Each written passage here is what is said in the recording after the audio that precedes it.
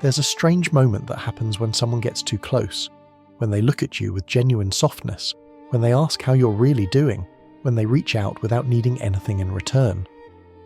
And instead of letting them in, you feel something cold rise in your chest, a wall, a reflex, an urge to step back, to minimize, to disappear before they see too much. You tell yourself you're protecting them, that they deserve better, that if they knew the real you, the messy, broken parts, they'd leave anyway. So you leave first, not dramatically, not with anger or cruelty, just quietly. You stop answering texts as quickly. You create distance where warmth used to be. You turn love into something uncomfortable, something you can't quite hold. And the strangest part? The people you push away are often the ones who actually see you. The ones who aren't trying to fix you or use you. The ones who simply want to stay, but you can't let them. Because somewhere deep inside, you learned that closeness is dangerous, that love always comes with conditions, that being seen means eventually being abandoned. This is the quiet tragedy of those who push away the people who care. And if you've ever done this, if you've ever sabotaged connection the moment it felt real, you're not cruel, you're not cold, you're just afraid. And that fear has a history. Let's talk about what's really happening beneath the surface.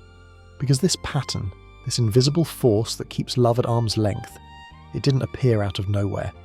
It was taught to you, slowly, painfully, through experiences that told you that vulnerability was a mistake you couldn't afford to make twice. When you're a child, attachment isn't a choice, it's survival. You reach for your caregivers because your brain is wired to seek safety and connection. But what happens when that connection is inconsistent? When love feels conditional? When the people who are supposed to protect you are sometimes there and sometimes not? Your nervous system learns something devastating. It learns that closeness is unpredictable, that showing your needs might lead to rejection, that the safest way to exist is to need nothing at all.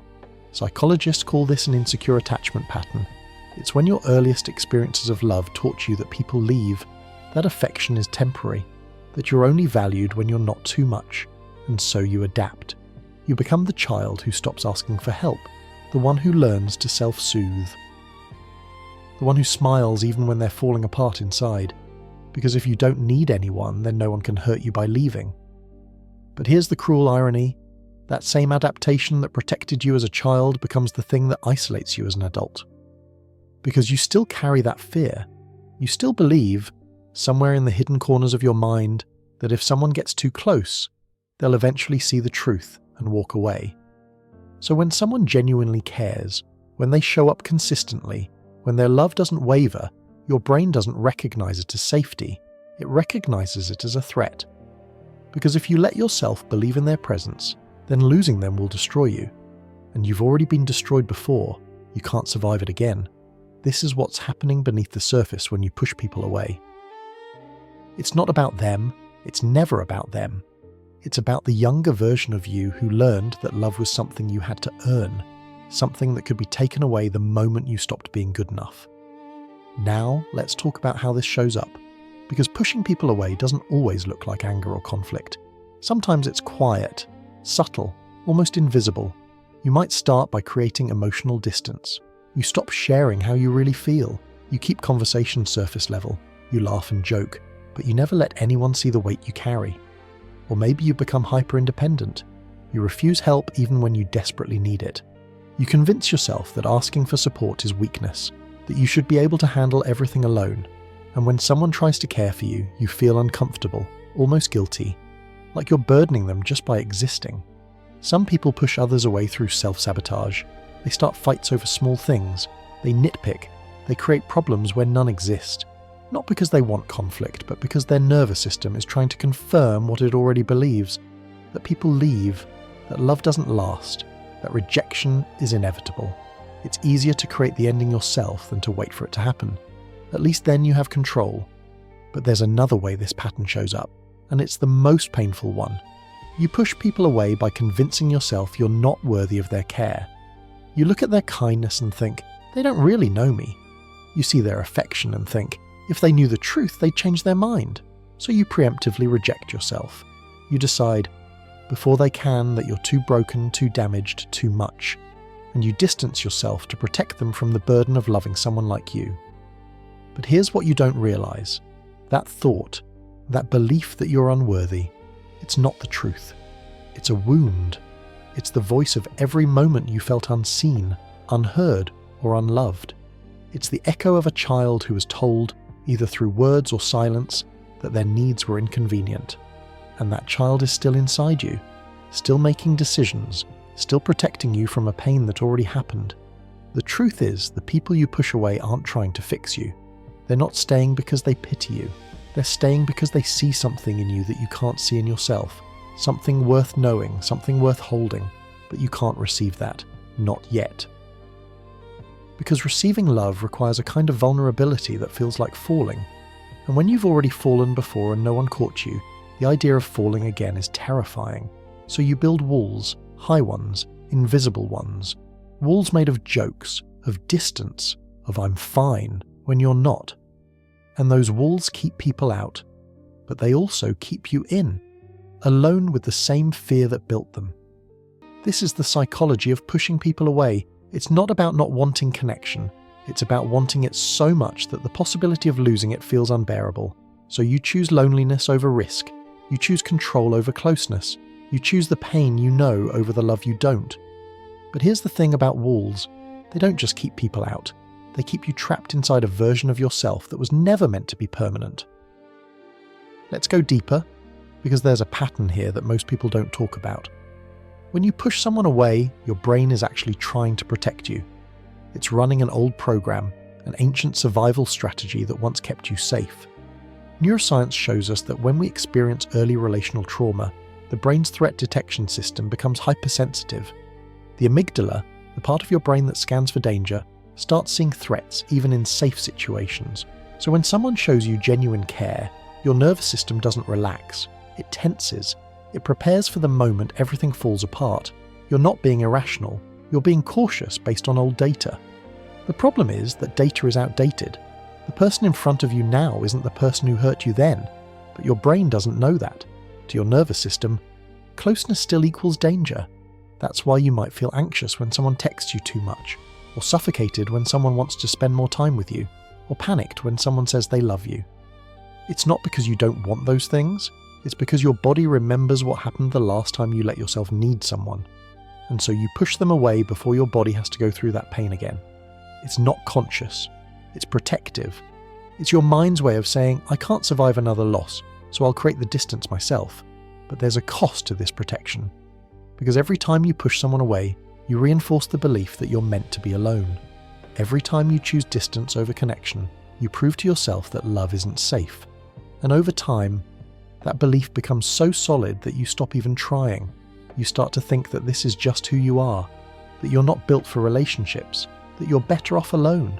But that's not the truth. That's just the story your wounds tell when they're trying to keep you safe. The truth is, you're not incapable of love. You're just terrified of it, and there's a difference. Now here's what makes this even more complex. Sometimes the people you push away are the ones who remind you of the love you never got. The consistent ones, the patient ones, the ones who don't leave when things get hard, and instead of feeling grateful, you feel uncomfortable, because their presence exposes the gap between what you needed then and what you have now. It shows you what was missing, and that realization hurts almost as much as the original wound. So you create reasons to push them away. You tell yourself they're too nice, too clingy, too invested. You find flaws that aren't really there. You manufacture distance because closeness feels like it's asking you to grieve everything you didn't receive when you needed it most. And grief, especially delayed grief, is one of the hardest emotions to sit with. So you avoid it. You avoid them. You avoid the mirror they hold up that shows you just how much you've been carrying alone. But here's what you need to hear. Pushing people away doesn't make you strong. It makes you isolated. And isolation, over time, convinces you that you were right all along. That no one really cares. That you're meant to handle everything yourself. But that's not truth. That's trauma talking. And trauma has a way of making loneliness feel safer than love. Psychologists describe this as an avoidant attachment style. It's when you've learned to associate intimacy with loss, so you keep people at a distance to avoid the pain of eventually losing them. You crave connection, but the moment it gets real, you retreat. And the cruel part is, this pattern often attracts people who are anxious in their attachment. People who chase. people who try harder when you pull away, and instead of creating the distance you think you want, it creates a push-pull dynamic that exhausts both of you. You push, they pull. You retreat, they pursue. And in that cycle, neither of you feels safe. Neither of you feels seen, because you're both reacting to old wounds instead of responding to the present moment. Breaking this cycle requires something uncomfortable. It requires you to stay when every instinct tells you to run. It requires you to feel the fear of closeness without acting on it. It requires you to sit with the discomfort of being cared for without sabotaging it. And that's hard, because your nervous system is screaming at you that danger is near, that you need to protect yourself, that staying will only lead to pain. But the truth is, running is what's causing the pain, not the people who care, not the love that's being offered. It's the constant loop of getting close and pulling away, of wanting connection and fearing it, of believing you're unworthy while desperately wishing someone would prove you wrong. There's something else that happens when you've been pushing people away for years. You start to forget what genuine connection even feels like. You become so accustomed to surface-level interactions that depth starts to feel foreign, almost threatening. You might find yourself in conversations where someone asks how you really are, and instead of answering honestly, you deflect, you make a joke, you turn the question back on them, because the truth, the real answer, feels too heavy to share. You've convinced yourself that your pain is yours to carry alone, that burdening others with it makes you weak, that if you show them the weight you're holding, they'll realize you're too much work and leave. But that's not how real connection works. Real connection isn't built on showing people your best self, it's built on showing them your honest self, the tired self, the uncertain self, the self that doesn't have all the answers, and the people who truly care, they're not looking for your highlight reel, they're looking for your humanity. Because that's what creates intimacy, not perfection, not strength, but the courage to be seen when you're not okay. Yet, somewhere along the way, you learned that being not okay was dangerous. Maybe you were raised in an environment where emotions were dismissed, where crying was weakness, where needing comfort was met with impatience or silence, so you learned to swallow it all, to handle everything internally, to become so self-sufficient that you didn't need anyone, and that self-sufficiency, while it helped you survive, became a prison. Because now, even when people want to help, even when they reach out with genuine care, you can't let them in. This is what psychologists call emotional avoidance. It's a coping mechanism where you suppress, ignore, or push away difficult feelings because experiencing them feels unbearable. And when you avoid your own emotions, you have to avoid the people who might bring them to the surface. That's why you push away people who care, because their care awakens the parts of you that were told to stay quiet. Their gentleness reminds you of everything you didn't receive. Their consistency exposes the inconsistency you grew up with, and instead of letting yourself grieve what you missed, instead of allowing yourself to finally receive what you've always needed, you create distance. Because distance feels safer than disappointment. Loneliness feels more familiar than love. So what do? How do you stop pushing people away when it's the only thing that's ever kept you safe? You start by understanding that the part of you that pushes people away isn't the enemy. It's not the part you need to destroy or shame into submission. It's the part that needs the most compassion, because it's been protecting you since you were too young to protect yourself. That part learned early that closeness could hurt, that love could leave, that showing your needs could lead to rejection, and so it built walls. High, invisible walls that keep people at a safe distance. But those walls were built by a child who didn't know any better. A child who was doing their best to survive in an environment that felt unpredictable. And now, as an adult, you're still living behind walls that were built for a war that's already over. The first step isn't tearing down those walls immediately. The first step is acknowledging why they're there. Thanking that protective part for keeping you safe when you needed it. And then gently, slowly, beginning to question whether you still need them now. You start small. You start by noticing the pattern without judging it. The next time you feel the urge to create distance, pause. Don't act on it immediately. Just notice it. Ask yourself, what am I afraid of right now? Most of the time, the answer will be rejection, abandonment, being too much, being not enough. And those fears, they're valid. They come from real experiences, but they don't have to dictate your present. You can acknowledge the fear and still choose differently. You can say to yourself, I'm scared, but I'm going to stay anyway. I'm going to let this person care about me even though it feels uncomfortable. That's not weakness, that's courage. Because staying when you want to run is one of the bravest things you can do, but let's be honest about what this looks like in practice. Because it's not pretty. It's not a smooth, linear path toward healing. It's messy. It's 2 steps forward, 3 steps back. It's progress followed by relapse. Some days you'll let someone in a little. You'll share something vulnerable. You'll accept help without feeling guilty. And it'll feel good. Scary, but good. And then other days, the fear will come rushing back. You'll panic. You'll convince yourself you made a mistake.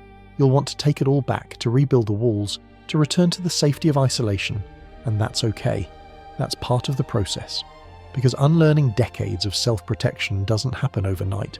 Your nervous system needs time to adjust. Your mind needs proof that closeness doesn't always lead to pain.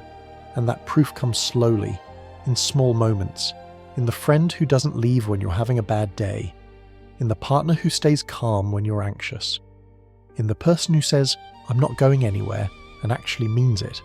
Each of those moments is data, evidence that contradicts the old story. And over time, with enough evidence, your brain starts to rewrite the narrative. It starts to believe that maybe, just maybe, you're allowed to need people. That needing people doesn't make you weak, it makes you human. There's another layer to this that often goes unspoken. When you push people away, you're not just protecting yourself from future pain, you're also protecting yourself from grief, from having to acknowledge how much you needed care and didn't receive it. Because letting someone in now means facing the absence of what should have been there then. It means feeling the gap between what you deserved and what you got. And that gap, when you finally allow yourself to see it, is devastating. You realize that you shouldn't have had to learn to be so strong so young, that you shouldn't have had to comfort yourself when you were scared, that you should have had someone who noticed when you were struggling and reached out without you having to ask. And that realization, that grief for the childhood you didn't have, for the care you didn't receive, it's one of the hardest things to sit with, because there's no fixing it. You can't go back and change what happened.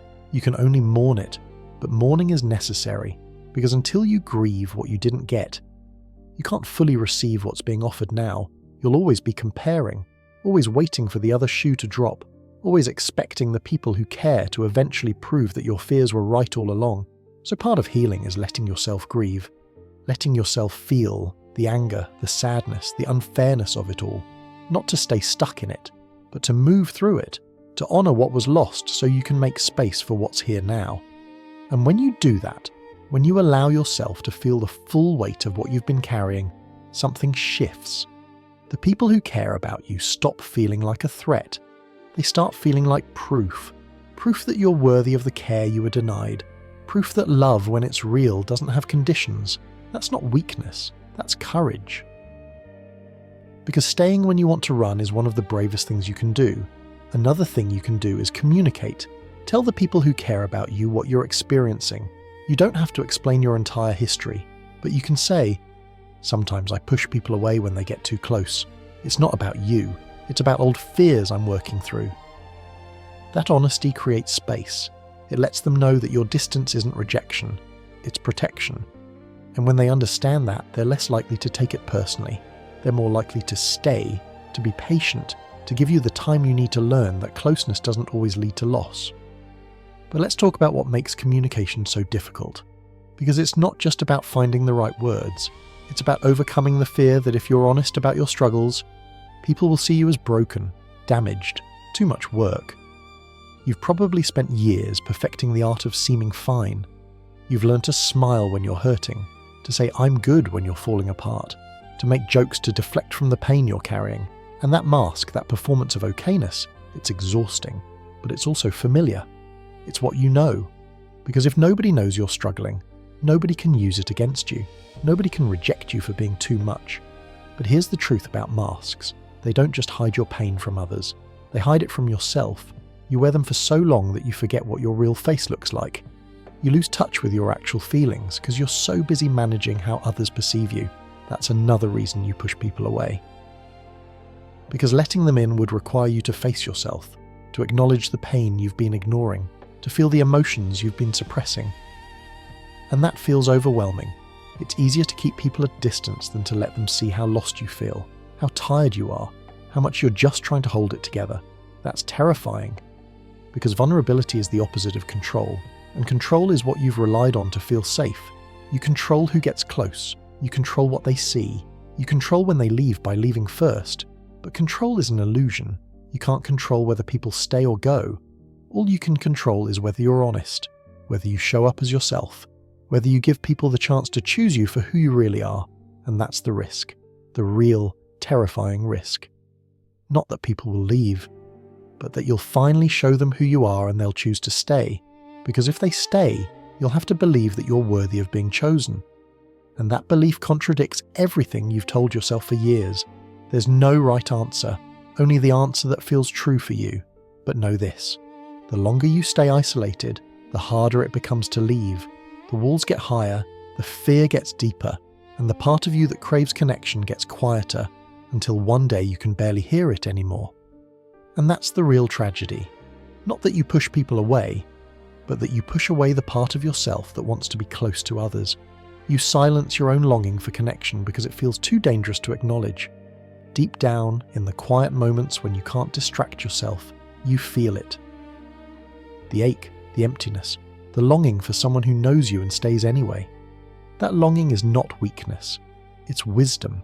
It's your soul reminding you that you were never meant to do this alone. That connection is not a luxury, it's a necessity. And the people who care about you, they feel that in you. They sense the loneliness beneath your independence. They see the longing behind your walls, and they want to reach you. They want to show you that you don't have to carry everything alone, but you have to let them. You have to take the risk. You have to trust that maybe, just maybe, this time will be different. You also need to practice self-compassion, because the part of you that pushes people away isn't trying to hurt you. It's trying to protect you. It's doing the best it can with the information it has. So instead of hating that part of yourself, thank it. Thank it for keeping you safe when you needed it, and then gently let it know that you're safe now. That the people in your life now aren't the people who hurt you then. That it's okay to let your guard down, even just a little.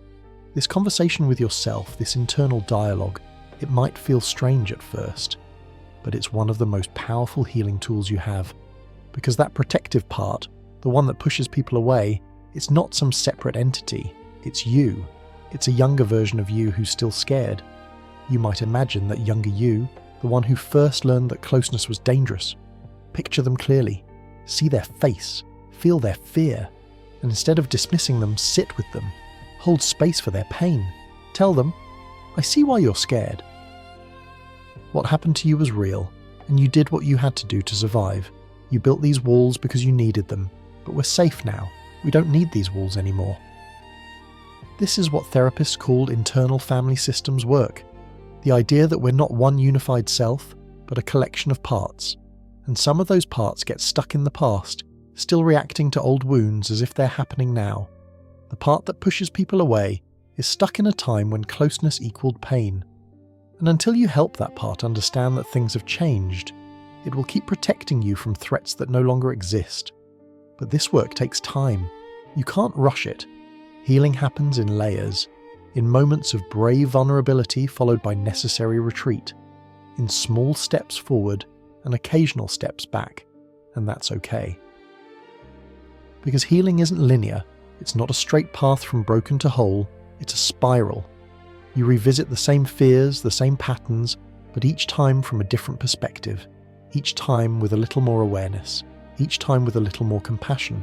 So be patient with yourself, be gentle. Understand that you're unlearning years of conditioning, you're rewiring neural pathways, you're teaching your nervous system that safety can exist in connection, not just in isolation. And some days it will feel impossible. Some days you'll want to give up. You'll want to retreat back into the familiar loneliness because at least there, you know what to expect. But on those days, remember why you started. Remember the part of you that's tired of being alone, the part that wants to be known, the part that's ready to take the risk. Even though it's terrifying. And here's something else you need to know. The people who truly care about you, they're not expecting perfection. They're not waiting for you to have it all figured out. What they're asking for is honesty, for you to communicate when you're struggling. That level of communication, that honesty, it actually deepens intimacy because you're letting them see the process. You're showing them the real, imperfect, still healing version of yourself. And when they stay through that, when they hold space for your fear without taking it personally, that's when you start to believe. That's when the evidence accumulates. That's when your brain begins to understand that maybe you can trust this, but you have to give them the chance. You have to let them see you struggle. You have to stop performing strength and start showing your humanity. Healing doesn't happen overnight.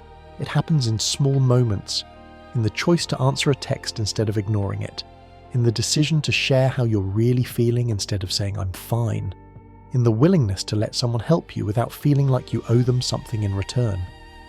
Each of those moments is a step toward believing that you're worthy of care. That connection doesn't have to end in pain. That love, when it's real, doesn't require you to be perfect.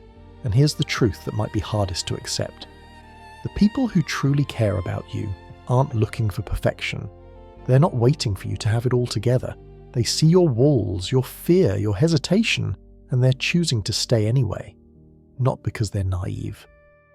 Not because they don't see your flaws, but because they see you, the real you, the one you've been hiding because you thought no one would want to know them, and they do. They want to know you. They want to sit with you in the mess. They want to hold space for your fear without needing you to be brave all the time. But you have to let them. You have to take the risk. You have to trust that maybe, just maybe, this time will be different. Because it can be. Not because people have changed, but because you're learning to. You're learning that pushing people away doesn't protect you from pain. It just guarantees you'll experience it alone. And loneliness, the kind that comes from isolating yourself to avoid hurt, is one of the deepest kinds of pain there is. Because it's pain you're creating. Pain you're choosing. Pain that doesn't have to exist. So let's talk about what's possible on the other side of this pattern. Because healing isn't just about stopping the push. It's about learning to receive, to stay, to trust that you're not too much and you're not too little. You're just human, and humans need each other. When you stop pushing people away, something beautiful happens. You start to experience connection that doesn't feel like a performance.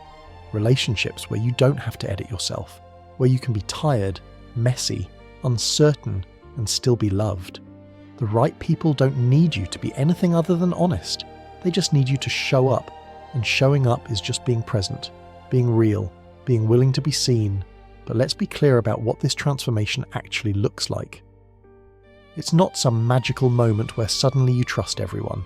It's quieter than that, more subtle. It looks like answering a text without overthinking it, saying yes to plans instead of finding an excuse, admitting when you need help instead of pretending you're fine. It looks like crying in front of someone and not immediately apologizing, accepting a compliment without dismissing it, letting someone take care of you when you're exhausted. These small moments feel monumental when you've spent years avoiding them, because each one is proof that you're changing, that you're choosing connection over protection. And with each small act of trust, your nervous system recalibrates. Your brain collects new data. Data that says closeness can be safe, that vulnerability doesn't always lead to rejection. Over time, those small moments accumulate. They build a new foundation, one where your baseline assumption isn't that people will leave, but that connection is possible. And that shift from defensive to open, it changes everything. Not just your relationships, but how you relate to yourself. You realize that your need for connection isn't weakness. It's proof that you're alive, that despite everything, you still have the capacity to love, to trust, to hope. That capacity is extraordinary, because you didn't give up, even when loneliness felt safer than love. You kept that small flame of hope alive, and now, by choosing to heal, by choosing to let people in, you're honoring that flame. You're saying, yes, I was hurt. Yes, I'm still scared, but I'm not going to let fear write my entire story. That's not just healing, that's reclamation. You're taking back the parts of yourself that trauma tried to steal.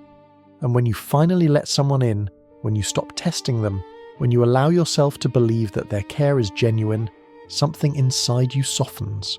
The walls don't disappear overnight, but they start to crack. Light starts to come through.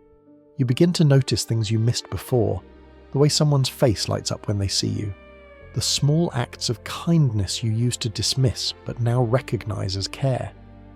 You start to see that maybe the world isn't as cold as you thought, that maybe there are humans who want the same thing you do, to connect, to be understood, to love without fear. And those people, when you find them, they don't fix you, they simply remind you that you were whole all along. That the broken pieces you thought made you unlovable are actually what make you human. They see your scars and they don't flinch. They hear your fears and they don't judge. They watch you struggle and they don't leave. Instead, they stay. They hold space. They love you through the mess. And that love teaches you something you never learned before, that you don't have to earn belonging. You don't have to prove your worth. You just have to be willing to receive it. That's the freedom that comes from healing.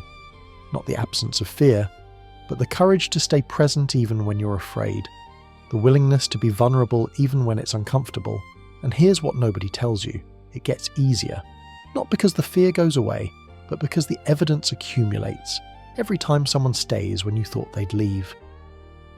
Every time someone loves you through your worst, each of those experiences rewrites the story that said you were too much, too broken. That story gets quieter, and in its place, a new story emerges. One where you're allowed to be human, where your needs matter. That new story is truth. The truth that you've always been worthy of care even when you couldn't see it. Because that's what this has always been about. Not actually pushing people away, but pushing away the feeling of being not enough. Pushing away the fear that if someone really knew you, they'd realize you're not worth the effort. But you are worth it. You always have been. And the people who truly care, they've known that all along. They've just been waiting for you to see it too. And when you finally let someone stay, when you stop testing them to see if they'll leave, when you allow yourself to believe that their care is genuine, something inside you softens. The walls don't disappear overnight, but they start to crack. Light starts to come through. You begin to see that maybe the story you've been telling yourself, that you're unlovable, that you're meant to be alone, maybe it was never true. Maybe it was just the only story you had. But now you're writing a new one where closeness doesn't equal danger, one where being vulnerable doesn't lead to abandonment, one where you're allowed to need people and they're allowed to need you back. And that's not weakness, that's connection. That's what it means to be human. So if you're someone who pushes people away, I need you to hear this. You're not broken. You're not damaged beyond repair. You're just protecting a part of yourself that's been hurt before. But protection isn't the same as healing, and you deserve to heal. You deserve relationships where you don't have to guard your heart, where you can love and be loved without fear, where you can finally rest in the truth that you're worthy of care exactly as you are. The people who care about you, they're not going anywhere. They're waiting.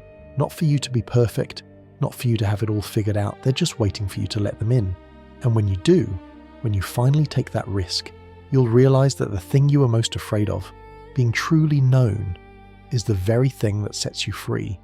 Because you can't heal in isolation, you can't grow in hiding, and you can't experience love if you're always running from it. So stop running, just for a moment. Turn around, look at the people who've been standing there holding space for you, waiting for you to believe that you're worth staying for. They see you, they always have. Now it's time for you to see yourself the way they do. Not as a burden, not as too much, but as someone worthy of gentle, patient, unwavering care. And maybe, just maybe, that's where healing begins. Not in pushing people away, but in finally letting them stay.